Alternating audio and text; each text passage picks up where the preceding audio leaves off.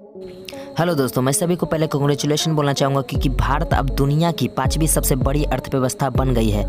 तो वीडियो को अंत तक जरूर देखना और मैं अपना ओपिनियन लास्ट में दूंगा। तो चलिए शुरू करते हैं। हेलो दोस्तों, कोरोना महामारी को मात देकर भारत की अर्थव्यवस्था ने तेजी गति से अपना विस्तार किया है। एक अनुमान के मुताबिक चालू वित्त वर्ष में भारत की GDP वृद्धि दर 13.5% रही है। वहीं ब्लूमबर्ग की शुक्रवार को जारी हुई रिपोर्ट के मुताबिक 2021 की अंतिम तिमाही में भारत ने ब्रिटेन को पीछा छोड़कर दुनिया की 5वीं अर्थव्यवस्था बन गई है। दोस्तों, आपको शायद जान के हैरानी होगी, पहले 11वें स्थान पर भारत था। अंतर्राष्ट्रीय मुद्रा कोष IMF के सफल घरेलू उत्पाद के अंतर्गत भारत ने पहली तिमाही में बढ़कर हासिल की।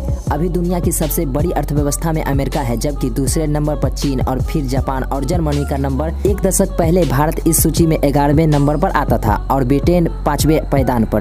भारत ने यह कारनामा दूसरी बार किया है। इसमें पहले 2019 में फिर ब्रिटेन को 6ठे स्थान पर धकेल दिया था।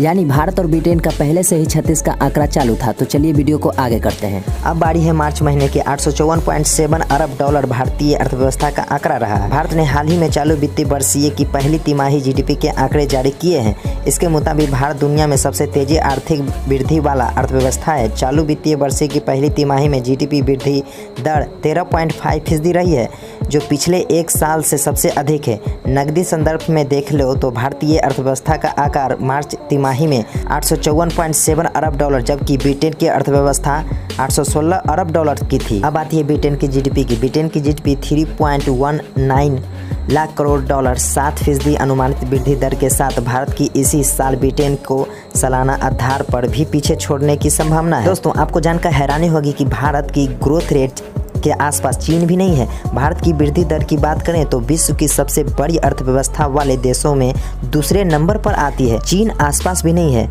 अप्रैल जून तिमाही में चीन की ग्रोथ रेट 0.4% रही है। वहीं कई अन्य अनुमान बताते हैं कि सालाना आधार पर भी भारत के मुकाबले चीन के पीछे कर सकता है। कृषि और सेवा क्षेत्रों में बढ़ाई अर्थव्यवस्था रफ्तार है। दोस्तों, आपको बता दूं कि राष्ट्रीय सब्सिडी कार्यकालय के बीते बुधवार को आंकड़े जारी किए हैं। इसके मुताबिक अप्रैल और जून महीने में 17.6% रही, जो इससे पिछले वित्त वर्ष के समान तिमाही 10.5% रही है। कृषि क्षेत्र की वृद्धि दर 4.5% रही है। 2021 और 22 की पहली तिमाही में 2.2% रही थी। वित्त सचिव TB सोमनाथ का कहना है कि भारतीय अर्थव्यवस्था चालू वित्त वर्ष में 7 से 7.4% दर रही हासिल करने की ओर बढ़ रही है। उन्होंने आयात बढ़ने की राजकीय कोष स्थिति पर दबाव पड़ने की चिंताओं को दूर किया है। सरकार चालू वित्त वर्ष में राजकीय कोष घटाकर GDP 6.4% पर बनाकर रखा है। दोस्तों, आपको जानकर हैरानी होगी, राष्ट्रीय स्टैटिस्टिक्स कार्यकालय के अनुसार मौजूदा कीमत GDP नॉर्मल 22 और 23 की पहली तिमाही 26.7% से बढ़कर 64.95 लाख करोड़ रुपये हो गई है। 2021 और 22 की समान तिमाही में यह मौजूदा 51.27 लाख करोड़ रुपये थी। 2021 और 22 में मौजूदा कीमत पर GDP 32.4% बढ़ी है। इस दौरान GBA 12% बढ़कर 34.41 करोड़ रुपये हो गई है। वास्तविक GDP 2020 की अप्रैल जून तिमाही में 27.03 लाख करोड़ रुपये थी। कोरोना महामारी की रोकथाम के लिए लगाए गए लॉकडाउन से 2020 और 21 पहली तिमाही में 23.8% की गिरावट हुई थी। दोस्तों, ये आंकड़ा 2018 से 2022 की है, जब GDP में उतार और चढ़ाव हुआ था। 2018 में 33.82 लाख करोड़ रुपए थी। 2019 में 35.49 लाख करोड़ रुपए थी। 2020 में यानी कोरोना महामारी के दौरान 27.04 लाख करोड़ रुपए हुई। 2021 में 32.4 लाख करोड़, 2022 में 36.85 लाख करोड़ हुई। दोस्तों, अब भारत के ऊपर कर्ज है, उसके बारे में बात करते हैं।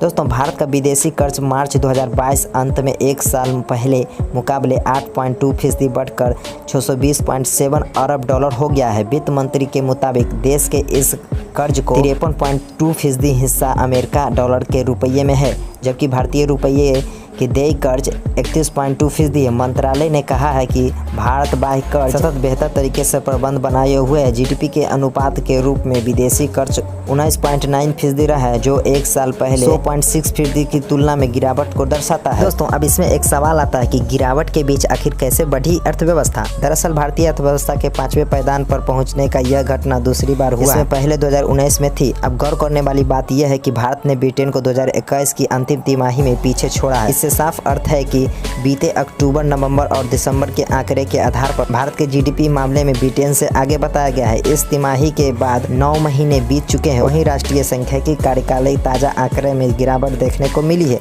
ऐसे में समझा जा सकता है कि भारतीय अर्थव्यवस्था में हुए विस्तार अब संकुचित स्थिति में हो गए हैं। बहरहाल, चूंकि भारत युवाओं का देश और बढ़ती हुई अर्थव्यवस्था इसकी वजह से निवेश और आकर्षित कर रहा है। दोस्तों, भारत की अर्थव्यवस्था का गिरने का एक कारण नहीं है। मैं अगले वीडियो में इसका कारण और उल्लेखों के बारे में चर्चा करूंगा।